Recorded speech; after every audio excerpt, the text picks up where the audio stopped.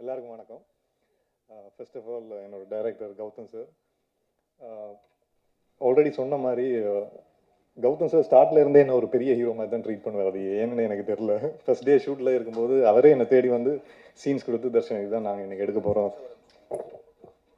போகிறோம்னு சொன்னார். அப்போ நான் சார் இதை நீங்கள் கூப்பிட்டுருந்தா நானே வந்திருப்பேன்ல.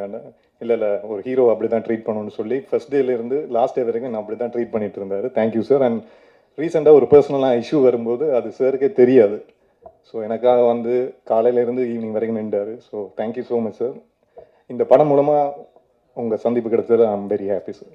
அண்ட் ப்ரொடியூசர் சார், யூஸ்வலாக ஒரு சின்ன படம் மாதிரி இல்லாமல் ஒரு ஒரு ஒரு சப்ஜெக்டை நம்பி இவ்வளோ ஒரு அமௌண்ட்டை போட்டு இன்னும் ப்ரொடக்ஷன் ப்ரீ ப்ரொடக்ஷனில் இருந்து போஸ்ட் ப்ரொடக்ஷன் எல்லாத்துலேயும் இவ்வளோ ஒரு அமௌண்ட்டை போடுறதுக்கு யாருக்குமே மனசு வராது சார். பட் எனக்கு ஏன்னா யூஸ்வலாக ப்ரொடியூசர்ஸ் ஹீரோஸோட பேச மாட்டாங்க ஆஃப்டர் படம் முடிஞ்சதுக்கு அப்புறம் அந்த ப்ரொடக்ஷனில் போஸ்ட் ப்ரொடக்ஷனில் என்ன நடக்குதுன்னு. பட் சார் டெய்லி எனக்கு அப்டேட் பண்ணிட்டே இருப்பார். ஸோ தேங்க்யூ சார் இந்த மாதிரி ஒரு வாய்ப்பை எனக்கு கொடுத்ததுக்கு.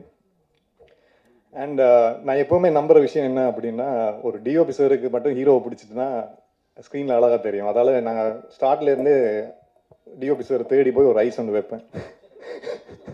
ஸோ அந்த விதத்தில் மெய்யேந்திரன் சார் தேங்க்யூ சார். ஏன்னா இந்த படம் ஸ்டார்ட் பண்ணும்போது கண்ணில் ஒரு கட்டி வந்துருச்சு. ஸோ அதால் தர்ஷன் இப்போதைக்கு கொஞ்சம் ரொம்ப க்ளோஸாக போகணும் அப்படின்னு சொல்லிட்டு ஒரு 13 டேஸுக்கு அப்புறம் அந்த கட்டி போயிடுச்சு. அப்போ மெய்யேந்திரன் சார் கூப்பிட்டு தர்ஷன் இனி ஆட்டத்தை பாருங்க அப்படின்ட்டு சாரே வேணான்னாலும் எனக்கு க்ளோஸ் வைப்பார். ஸோ தேங்க்யூ சார், ரொம்ப நன்றி.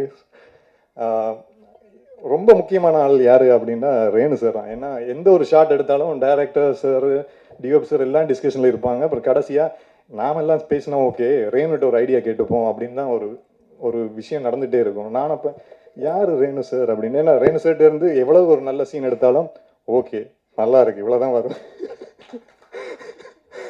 பட் பர்சனலாக அவர் ரீசெண்டாக ஒரு 2 டேரக்டர்ஸ் வந்து ஸ்டோரி சொன்னாங்க. அப்போ ஸ்டோரி சொல்லி முடிஞ்சதுக்கப்புறம் நான் யார் சார் என்ன ரெஃபர் பண்ணது அப்படின்னு அவங்க சொன்ன விஷயம், ரேணு சார்ட்டு இந்த ஸ்டோரி சொன்னேன். ரேணு சார் தான் தர்ஷன்றது சொல்லுங்கள், தர்ஷன் இது கரெக்டாக இருப்பாருங்க. ஆனால் இது வரைக்கும் அவர் ஃபோன் பண்ணி இந்த விஷயம் நடந்ததாகவே எனக்கு சொன்னதில்லை. So thank you sir.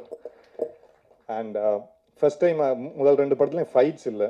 ஸோ இதில் 3 ஃபைட் இருக்குது எப்படி அப்படின்னு யோசிச்சுட்டு இருக்கும்போது தான் சந்தோஷ் சார் வந்தார். அண்ட் உங்கள் எல்லாருக்கும் தெரியும் அவர் பெரிய பெரிய படங்களில் ஒர்க் பண்ணிருக்காரு.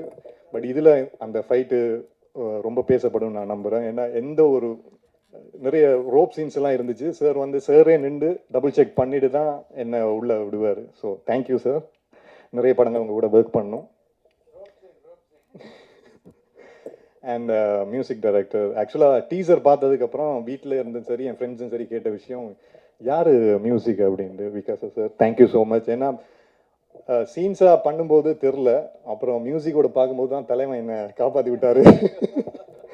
So thank you sir. And Mansoor Ali Khan sir, நாங்கள் எல்லாருமே அவர் படங்களை பார்த்து வளர்ந்தது. ஊரில் இருந்தாலும் சரி ஸ்ரீலங்காவில் இருந்தாலும் சரி.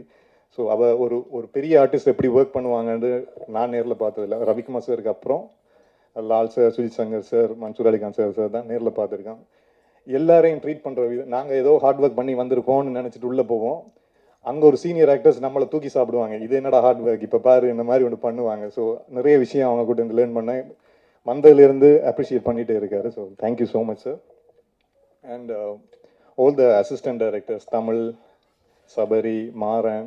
ஏன்னா யூஸ்வலாக சார்கிட்ட ஏதாவது ஒரு கரெக்ஷன் சொல்லணுன்னா எப்படி சொல்கிறது அப்படின்ட்டு நம்ம அசிஸ்டன்ட் டைரக்டர்ஸ் தான் பிடிச்சி டே இங்கே வா இது எப்படியாவது சார்கிட்ட சொல்லி கன்வின்ஸ் பண்ணுங்கன்னு சொல்லுவாங்க. ஸோ ஸ்டார்ட்லேருந்து அந்த சப்போர்ட்டை கொடுத்துட்டே இருந்தாங்க. அண்ட் அருள் சார் மட்டும்தான் ஃபர்ஸ்ட் டேலேருந்து என்னை மோட்டிவேட் பண்ணிகிட்டே இருப்பார். நான் ஏன் அருள் சார் எனக்கு ஐஸ் வைக்கிறாரு, நான் அந்த மாதிரி ஒன்றும் எதுவுமே பண்ணலையே அப்படின்னு. பட் அந்த ஒரு ஜென்யூனிட்டி ஸ்டார்ட்லேருந்து இன்னும் வரைக்கும் இருக்குது. எப்போ பார்த்தாலும் சூப்பராக வருவேடா இந்த ஹார்ட் ஒர்க்கை விட்டுறாதுன்னு சொல்லிட்டே இருப்பார். So thank you sir.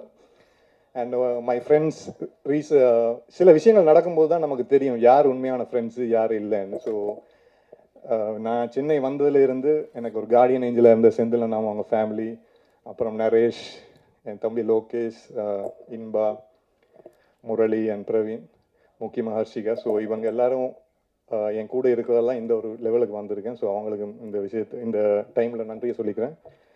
And last but not least ப்ரெஸ்ஸும் மீடியா மக்களும்.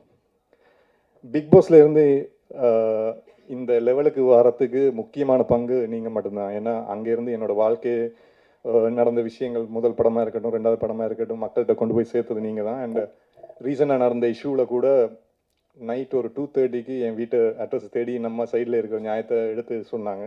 ஸோ அதெல்லாம் நான் இங்கே இருக்கேன். ஸோ ரொம்ப நன்றி.